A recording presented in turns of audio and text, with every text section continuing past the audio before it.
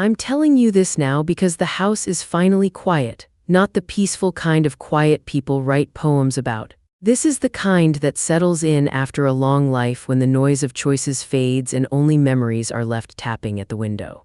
I'm sitting in a worn armchair near the back window, watching rain crawl down the glass like it's searching for somewhere to land. My hands shake a little when I lift my tea, not from fear, those days are gone, but from age. 82 years does that to you. I've learned something important in all this time. Some mistakes don't scream when you make them, they smile at you, they wear nice suits, they shake your father's hand and tell your mother she raised you right.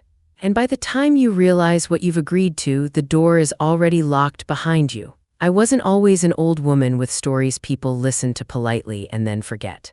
Once, I was a girl who believed love was supposed to feel safe. I believed adults knew better. I believed silence meant peace. That last one almost ruined me. I grew up in a small coastal town where everyone knew everyone else's business, or at least pretended they did. When I was 21, I thought my life was about to begin. I had plans, small ones sure, but they were mine, a steady job, a little apartment, books stacked on nightstands, mornings that belonged to me. Then I met Calvin Rowe. He was more than twice my age, polished, confident, and surrounded by an invisible bubble of respect. People leaned in when he spoke. Men wanted to be him. Women said things like, "You're so lucky," without really looking at my face. He didn't raise his voice, he didn't rush me. That's what fooled everyone. He waited. By the time I realized how tightly his world was closing around mine, I was already wearing a ring that felt heavier every day. A ring people admired. A ring I couldn't seem to take off, even when my fingers were bare. On the morning I married him, I stood in my childhood bedroom staring at my reflection and thinking one strange, quiet thought. If I leave now, no one will ever forgive me, so I stayed. People clapped, cameras flashed, promises were made, and with 2 soft words spoken into a crowded room, I stepped into a life that would take decades to escape. What I didn't know then, what no one warned me about, was that some men don't marry for love. They acquire, and once you belong to them, the hardest part isn't getting away. It's realizing how long you were missing before anyone even noticed. The wedding photos make it look like I was glowing. That's what people say when they see them now. "You look so young, so happy." I don't correct them, there's no point. A picture only tells you what someone wanted the world to see. What it doesn't show is how my hands felt cold the entire morning. How my stomach stayed tight like it knew something my mind wasn't ready to accept yet. I remember standing in my parents' bathroom, the one with the cracked mirror and the squeaky cabinet door, watching my mother fuss over my dress. She kept talking about the weather, about the flowers, about how proud my father was. I nodded when I was supposed to, smiled when she checked my face, but inside my thoughts kept circling the same quiet question. Why do I feel like I'm walking into something I can't undo? The dress had been altered twice. Not because fashion changed, but because I'd lost weight without trying. People called it nerves. I called it a warning my body was sending that I didn't know how to read yet. My best friend Leela stood in the doorway watching me. She'd known me since we were kids, since scraped knees and secrets whispered under blankets. She tilted her head the way she always did when something felt off. "You sure you're okay?" she asked. I almost told her about the late-night phone calls Calvin took in another room, about the way his eyes lingered too long on waitresses, about how sometimes when he thought I was asleep, he'd say things under his breath that didn't sound like love. But the house was full, people were counting on me, and I didn't yet have the language for fear. "I'm fine," I said. "Just a lot happening." Leela hugged me tighter than usual. "If you need me," she said, low and serious, "you call, no matter what." I promised her I would. It's strange how easy promises are to make when you don't know how expensive they'll become. The ceremony itself passed in a blur, rows of smiling faces, soft music, Calvin standing tall at the front, calm as if this were just another business deal closing right on time. When he took my hands, his grip was firm, not cruel, not gentle, controlled. I noticed that before I noticed anything else. When the officiant asked if anyone objected, my heart actually paused. For one reckless second, I hoped someone would stand up. Anyone, no one did, and just like that, silence became my answer. The words "I do" came out of my mouth before I felt them leave my chest. Applause followed, cheers. Someone cried happy tears. Calvin leaned in and kissed my cheek. His lips were cool. "Good girl," he whispered. No one else heard it, but I did. That was the moment something inside me stepped back and started watching instead of feeling. I didn't know it then, but that instinct, the one that pulled me just a little distance away from myself, would save my life later. The reception was flawless. Calvin played the role perfectly, charming, generous, untouchable. And I smiled so well that even I almost believed it. Almost. That night, as the car pulled away and my hometown faded behind us, I watched the familiar streets disappear and felt a quiet truth settle deep in my chest. I hadn't just gotten married, I had been moved. And wherever we were going next, it was not a place I'd ever planned to be. The house sat far back from the road, like it didn't want to be seen. Long before we reached it, the trees thickened and the streetlights disappeared. Gravel crunched under the tires as the car turned onto a private drive, and that sound, slow, deliberate, settled into my bones. Calvin called it an estate. I called it quiet in the wrong way. When the car stopped, I stayed still for a moment, staring through the windshield. The house was massive, all sharp angles and dark windows, like it was holding its breath. Lights glowed behind some of the glass, but not warmly. They looked alert, watchful. "Home," Calvin said, pleased. The word didn't land. Inside, everything echoed. Our footsteps, the click of my heels, even the soft clearing of someone's throat down the hall. A woman appeared from the shadows, older, stiff-backed, hair pulled so tight it looked painful. "This is Mrs. Hale," Calvin said. "She manages things." Mrs. Hale nodded once, not a smile, not unkind, just closed. "Your room is ready," she said, already turning away. "Your room, not our room." That should have stood out more than it did. The house smelled like polish and old fabric, like things preserved too long. Portraits lined the walls, men in dark suits, women with empty eyes, all frozen in time. I had the strange feeling they were watching to see how I'd behave. Calvin noticed my glance. "Family history," he said. "Tradition matters here." So did control, I would learn. The bedroom was large, heavy with dark furniture and curtains that blocked out most of the outside world. My suitcase sat near the bed, already unpacked. Dresses hung neatly in a closet that smelled faintly of cedar and something unfamiliar, something that didn't belong to me. "I had Mrs. Hale take care of it," Calvin said. "Less stress for you." I thanked him, automatically. That night, lying beside him, I stared at the ceiling while his breathing settled into an even rhythm. He fell asleep fast, like nothing weighed on him at all. I lay there wondering how a house could feel so full and still be empty. The next morning, he was already dressed. "I'll be gone a few days," he said, adjusting his cufflinks. "Business?" I sat up, the sheet pulled tight around me. "Already?" He looked at me then, really looked, not angry, not cold. "Just assessing. Marriage doesn't change my responsibilities," he said. "You'll get used to that." Then, almost as an afterthought, "Don't wander too much. Some areas are being worked on." And just like that, he was gone. The house swallowed the sound of the door closing. The hours stretched. Mrs. Hale moved quietly through rooms, always busy, never lingering. When I tried to help, she gently redirected me. "Mr. Rowe prefers routines," she said. That phrase, "prefers routines," would become a warning I didn't yet understand. By the second day, the silence pressed in harder. No radio, no laughter, no neighbors dropping by.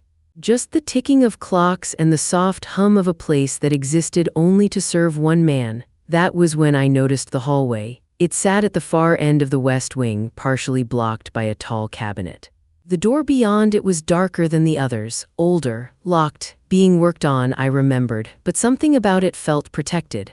I stood there longer than I meant to, and in that moment a quiet, dangerous thought took shape.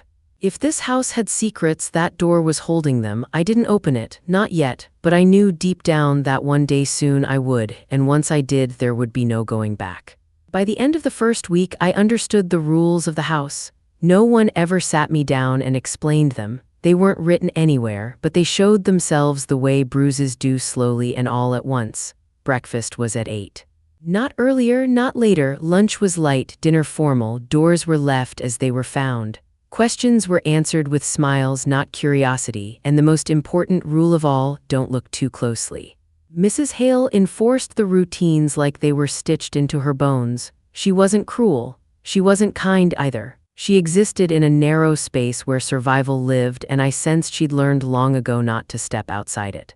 When I asked about the locked hallway, she paused just long enough to notice. That part of the house isn't in use, she said, her back already turned. Conversation over, Calvin called every night.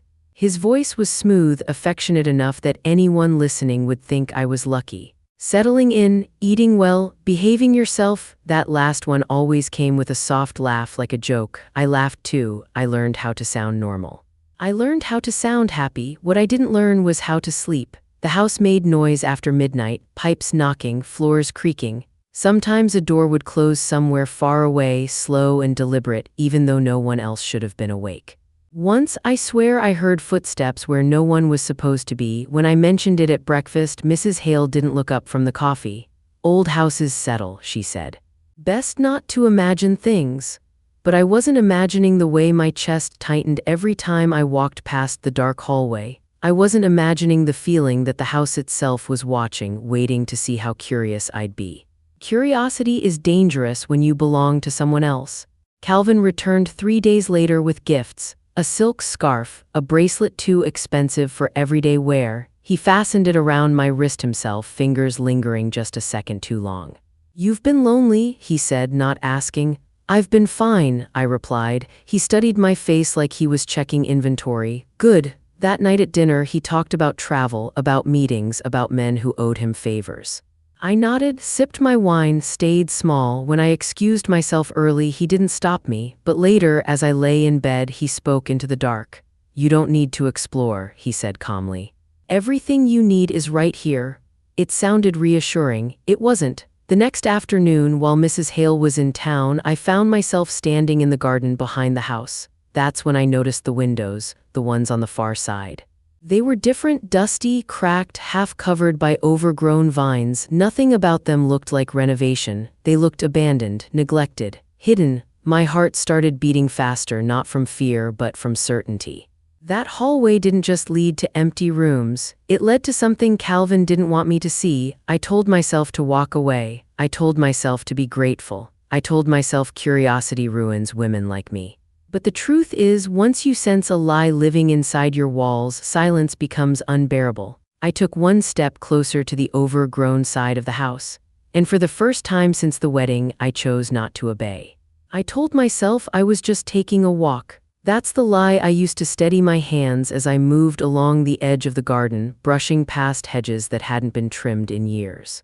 The ground was uneven there, forgotten like the windows above it. Up close, the glass told a story no one else wanted to hear. Dust layered thick, paint peeling. One window frame sagged like it had given up holding itself together. I pressed my fingers against it, expecting resistance. It shifted. My heart slammed so hard I had to stop and listen. No voices, no footsteps, just the low hum of the house, distant and indifferent. I slipped inside. The air was stale, heavy with dust, and something sour beneath it, like secrets left too long without light. My shoes crunched softly on debris as I steadied myself against the wall. This wasn't renovation. This was abandonment. The hallway stretched ahead, stripped and wounded. Wallpaper hung in loose curls. Water stains bloomed across the ceiling. Furniture sat draped in sheets like bodies waiting to be claimed. I moved slowly, every sense stretched tight. At the far end stood a door that didn't belong, newer, solid, locked with intention. My stomach turned before my hand even reached for it. It opened. The room beyond was small, windowless, and alive in the worst way. Photographs covered every wall, hundreds of them, women, girls, smiling, posed, framed in moments that didn't belong to me but felt horrifyingly familiar. They were beautiful. They were unaware. Under each photograph was handwriting, clean, precise, cruel, dates, cities, notes, cooperative, difficult, profitable. My knees weakened. Then I saw mine, an engagement photo I recognized instantly. My smile, my dress. My eyes still hopeful. Beneath it, in the same neat ink, Eliza Hart, secured, ideal temperament, long-term value. Secured, not married, not loved, acquired. I stumbled back, knocking into a table. A leather notebook slid off and hit the floor, pages spilling open. Numbers, names, payments, human lives reduced to neat columns. I pressed a hand over my mouth to keep from making a sound. That was when I heard the gravel outside.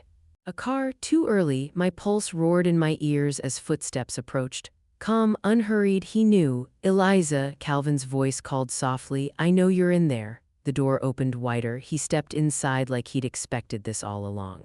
No anger, no panic, just disappointment. "I was hoping you'd be patient," he said, "but curiosity has always been your weakness."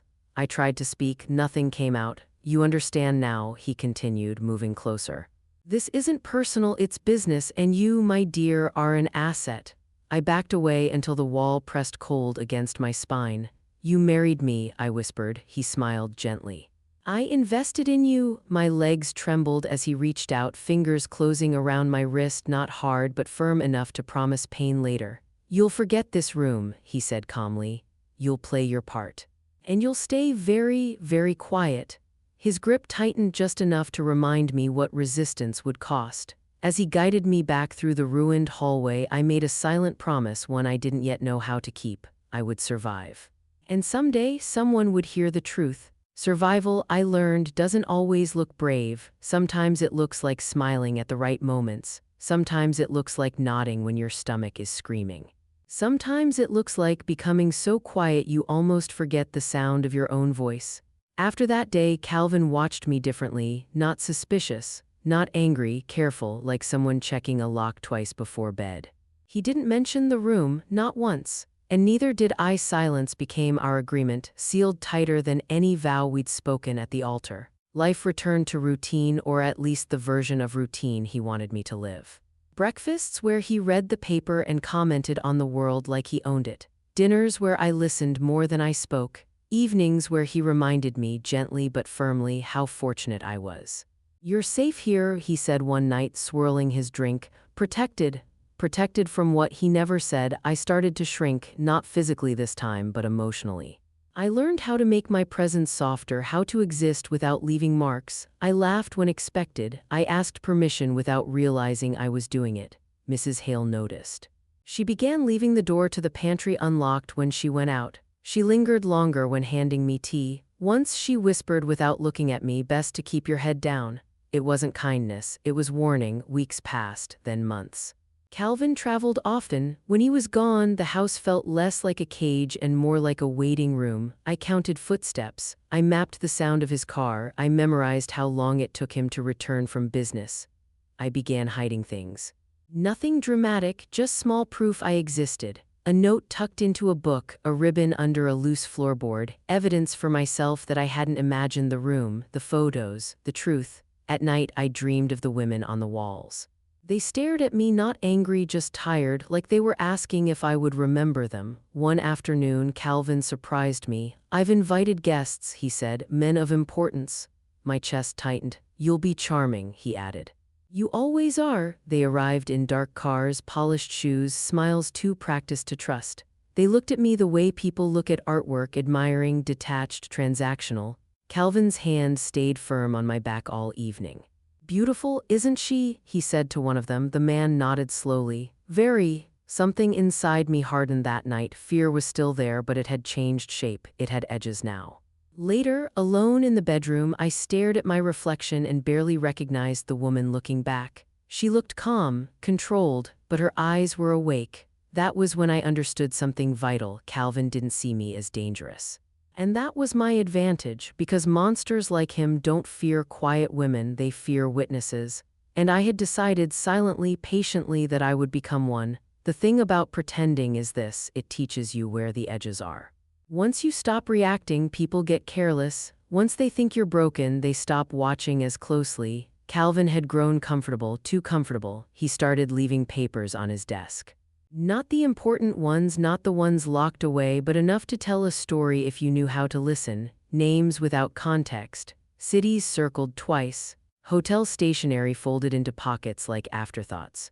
I never touched them when he was home, but when he left, I memorized everything: dates, patterns, routes. His business trips followed rhythms. Certain cities always paired with certain weeks. Certain phone calls came before certain departures.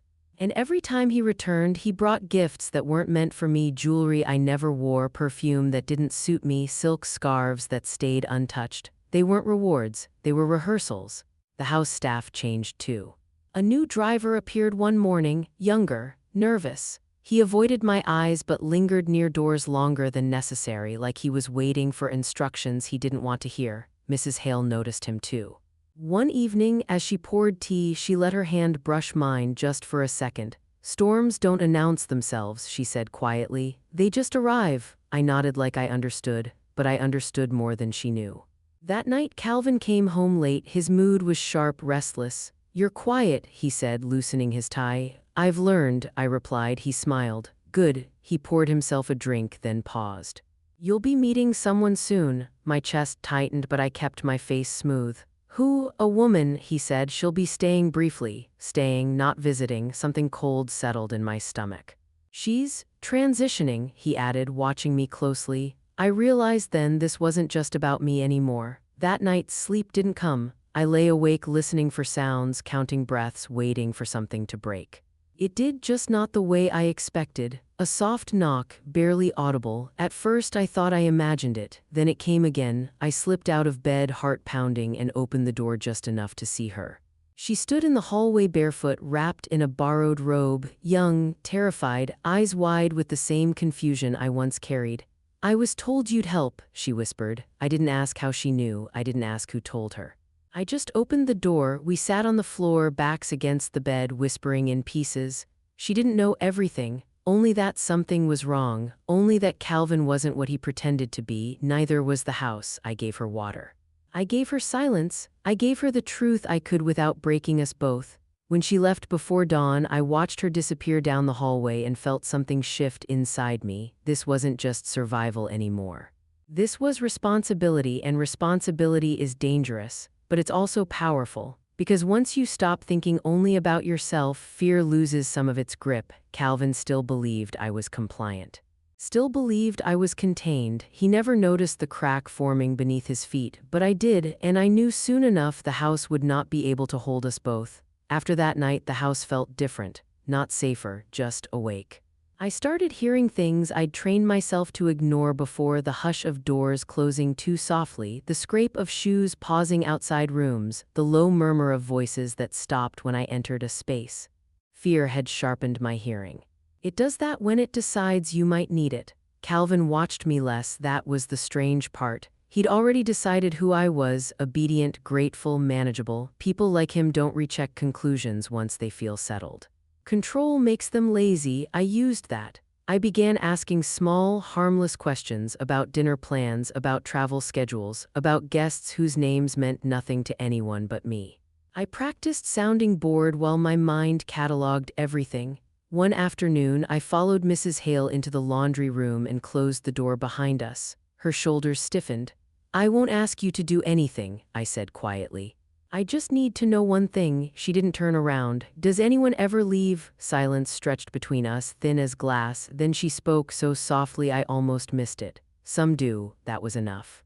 The girl from the hallway, her name was Nora, appeared twice more over the following weeks, always briefly, always shaken. We spoke in fragments, shared in whispers. I showed her where the floors creaked, where the mirrors didn't quite reflect right angles, where the walls were thinner than they should be. She was braver than she knew. Calvin underestimated her too. One evening, he hosted another dinner, men I didn't recognize.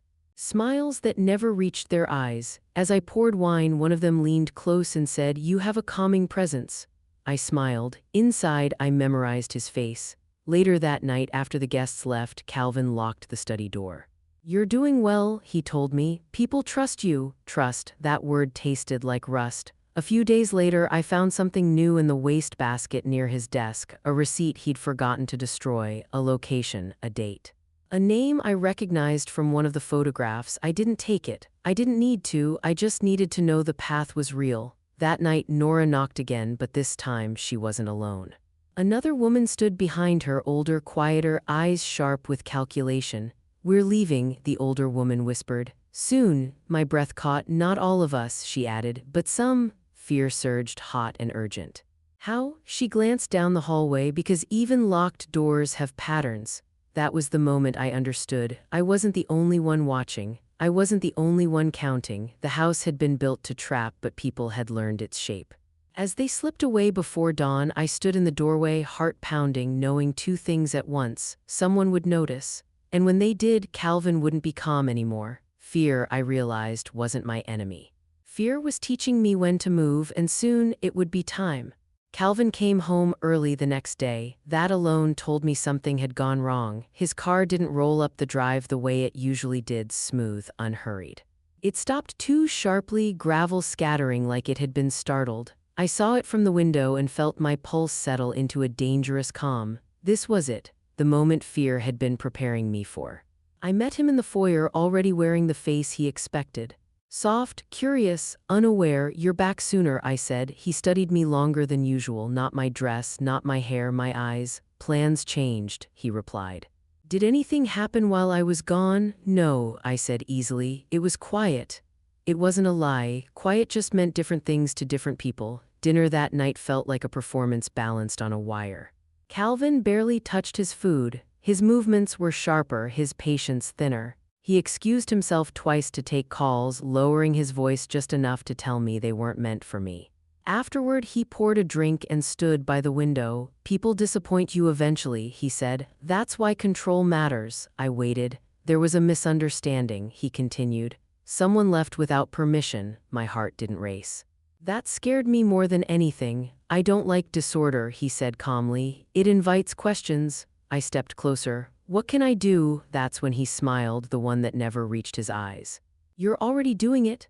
Later, the house went still in a way I'd never felt before, not resting, listening. I slipped out of bed just after midnight, barefoot, silent. I followed the path I'd memorized, the loose floorboard, the hinge that groaned if rushed, the shadow near the study that hid you from the camera's angle. Yes, there were cameras. I'd learned where they looked, what they missed. The back stairwell led to a service door rarely used. I opened it slowly, breath held tight. Someone was waiting. Mrs. Hale stood there, coat on, keys in hand. "This is the only chance," she whispered. "Once he realizes what's missing, it won't be safe." "What about the others?" I asked. Her jaw tightened. "Not tonight," I nodded. "Sometimes survival means choosing who lives now so someone else can live later." She pressed something into my palm, a small folded paper. "Names," she said, "places. You didn't get them from me." The door creaked open into night air thick with damp and freedom. As I stepped outside, the house loomed behind me, angry now, like it knew it was losing something it believed it owned. Inside, a door slammed. "Calvin," I ran, not fast, not panicked. Steady, quiet, the way I'd learned. A car waited at the edge of the property, engine low and ready. I didn't look back when I climbed in. As we pulled away, I finally let myself breathe. I wasn't safe yet, but I was moving, and that made all the difference. Because once you leave a place like that alive, you don't disappear, you become a problem. We didn't take the highway. The driver, someone I'd never seen before and didn't ask about, kept to back roads, cutting through stretches of land where houses sat far apart and trust didn't live easily. The car smelled like gasoline and old coffee. It was the most comforting scent I'd known in years. I didn't speak for a long time. Shock does that. It wraps you in cotton and lets your body move before your mind catches up. Finally, I unfolded the paper Mrs. Hale had given me. Names, cities, dates, enough to burn a man's life to the ground. I pressed it flat against my knee, feeling the weight of it not as paper but as consequence. "Where are we going?" I asked. "Somewhere you won't be expected," the driver said. Somewhere quiet, quiet again, but this time the word felt different. We stopped just before sunrise at a small place near the water, not a hotel, not a shelter, just a rented room above a closed bait shop that smelled like salt and old wood.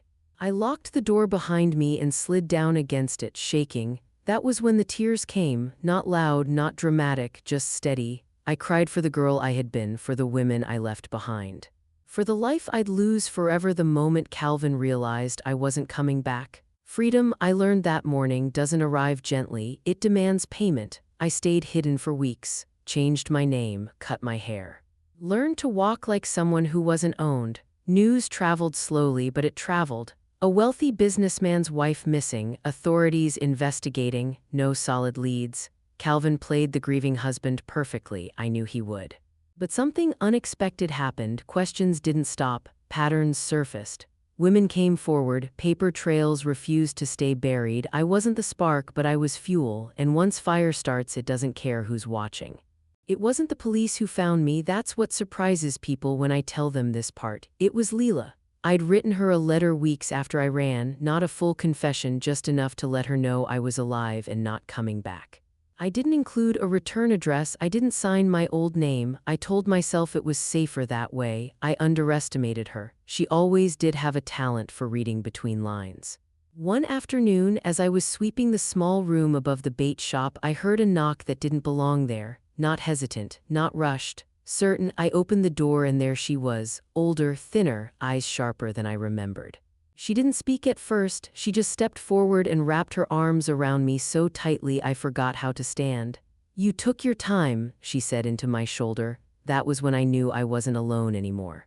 Leela didn't ask questions right away. She made soup. She closed curtains. She waited until my breathing settled into something human again. Then she said, "Tell me everything." So I did, every room, every rule, every woman. She listened without interrupting, without flinching. When I finished, she reached into her bag and pulled out a folded newspaper. The headline wasn't kind to Calvin: investigations, irregular finances, connections he couldn't explain away. "They're circling him," she said. "He knows it."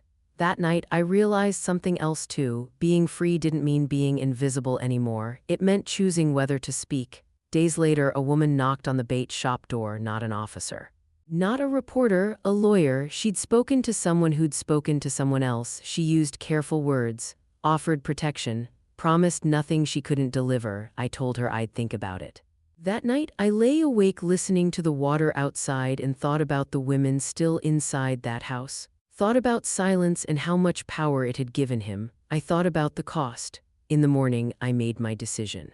Some truths are heavier when you carry them alone, and some monsters only shrink when you stop whispering. I didn't wake up brave. I woke up tired, that deep, bone-level tired that comes after years of holding your breath without realizing it. The kind that doesn't care about fear anymore because fear has already taken too much. Leela sat at the small table by the window, nursing cold coffee. She didn't look at me when she spoke. "You don't have to do this," she said. "Not if it breaks you." I wrapped my hands around my mug and stared into it like answers might float to the surface. "It already broke me," I said quietly. "This is just deciding what happens next." The lawyer arrived mid-morning. She brought files, not thick ones yet, but enough to show me I wasn't imagining things. Statements, patterns, names that repeated across years and cities. Calvin's shadow was longer than I'd realized. "You won't be the first," she said gently. "But you might be the one who connects it all." That word, connects, settled heavy in my chest. I thought about Nora, about the older woman who slipped away before dawn, about the faces on the walls that still visited my dreams. I thought about how carefully Calvin had built his world to survive women like me, and how quietly it could fall. I agreed.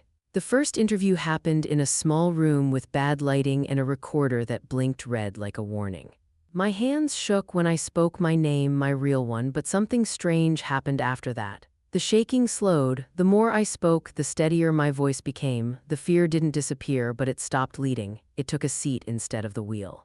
I told them about the house, the routines, the door. I didn't soften the truth. When I finished, the room was silent, not uncomfortable, respectful. "You were very clear," one of them said. "That matters." Outside, the air felt different. Like it belonged to me again. It didn't end quickly after that. Justice rarely does. There were delays, threats disguised as concern, articles that almost got it right. Calvin denied everything. Of course he did. But denial only works when it stands alone. Mine didn't. Other women came forward, some quietly, some shaking worse than I ever had. We didn't all tell the same story, but we told enough of it, enough to be believed. I moved again. A safer place, a smaller life. I learned how to sleep through the night, learned how to hear a knock without freezing. Years passed. The house was emptied, the business dismantled, the silence broken. I didn't watch the final verdict. I didn't need to. Because the truth had already done what it needed to do, it had survived. And so had I. People think the end of something terrible should feel like relief, like a door slamming shut, like a deep breath after nearly drowning. But that's not how it works. What comes after is quieter than anyone warns you about. I moved inland, far from water and memories that echoed too loudly. I chose a town where no one knew my face or my history, where my name was just a name again. I rented a small house with uneven floors and windows that let in too much morning light. I liked that. Light, I learned, is something you have to get used to again. The first few years were strange. I'd reach for permission that wasn't required. I'd apologize to empty rooms. I'd wake up certain I'd forgotten something important, like fear itself had set an alarm in my body and didn't know how to turn it off. Therapy helped. Time helped more, so did ordinary things, grocery shopping without rushing, choosing my own clothes, saying no and not explaining why. Leela visited often. We talked about everything except Calvin. Not because we couldn't, but because he no longer deserved that much space. Sometimes she'd catch me watching people too closely and squeeze my hand. "You're safe," she'd remind me, and eventually I believed her. I heard bits and pieces about the case over the years, enough to know it mattered. Enough to know women were found, helped, protected. Enough to know the house was sold and stripped down to its bones. I never went back. Some places don't deserve closure. What surprised me most was the guilt. Survivor's guilt doesn't announce itself either. It creeps in during quiet moments and asks questions with no clean answers. Why me? Why now? Why not sooner? I learned to let those questions exist without feeding them, because survival isn't a competition, it's a responsibility. I started volunteering, quietly, no speeches, no cameras. Just listening to women who needed someone to believe them without asking for proof first. Sometimes that was enough. Years passed, lines formed on my face, my hair silvered, fear softened into memory, then into knowledge. I became someone younger women sought out without knowing why. I think they sensed something familiar. Strength doesn't always look loud. Sometimes it looks like someone who stayed and lived long enough to tell the truth. I don't think about Calvin much anymore, but I think about the girl I was, and I wish she could see me now. Now, when people ask why I'm telling this story, I don't give them the answer they expect. It's not for closure. It's not for justice, it's not even for warning, it's because silence has a weight, and if you carry it long enough, it starts to shape you. I live alone now, by choice. A small house with creaky steps and a porch that catches the evening light just right. I drink my tea slow. I let the rain come and go without rushing it away. No one tells me where I should be or who I should become. That, to me, is freedom. Sometimes young women sit across from me, neighbors, friends of friends, strangers who don't know why they felt drawn to ask me things they've never said out loud. They talk about unease. About pressure that doesn't bruise but still hurts. About love that feels like a locked door instead of an open one. I don't interrupt. When they finish, I don't tell them what to do, I just say this. If something feels wrong, it deserves your attention. Fear isn't weakness, it's information. Most of them nod, some cry, a few leave lighter than they arrived. That's enough. I don't regret surviving. But I do regret how long it took me to believe my own instincts. If I could speak to that younger version of myself, the one standing in a borrowed dress, smiling for cameras, I wouldn't tell her to run. I'd tell her this instead. You're allowed to change your mind, you're allowed to walk away, you're allowed to choose yourself even if no one applauds. The world has a way of forgiving powerful men quickly. It doesn't always forgive quiet women. So we learn to forgive ourselves. That's what this story really is, not a tragedy, not a warning, a record, proof that even when your voice shakes, it's still worth using. The rain has stopped now. The house is quiet, but not waiting. Just resting, and for the first time in my life, so am I. Thank you for listening to this story. If this story touched something inside you, if it made you pause, reflect, or feel seen, please like this video and subscribe to the channel. Your support helps these quiet voices reach the people who need them most. And tell us in the comments what part of this story stayed with you the longest.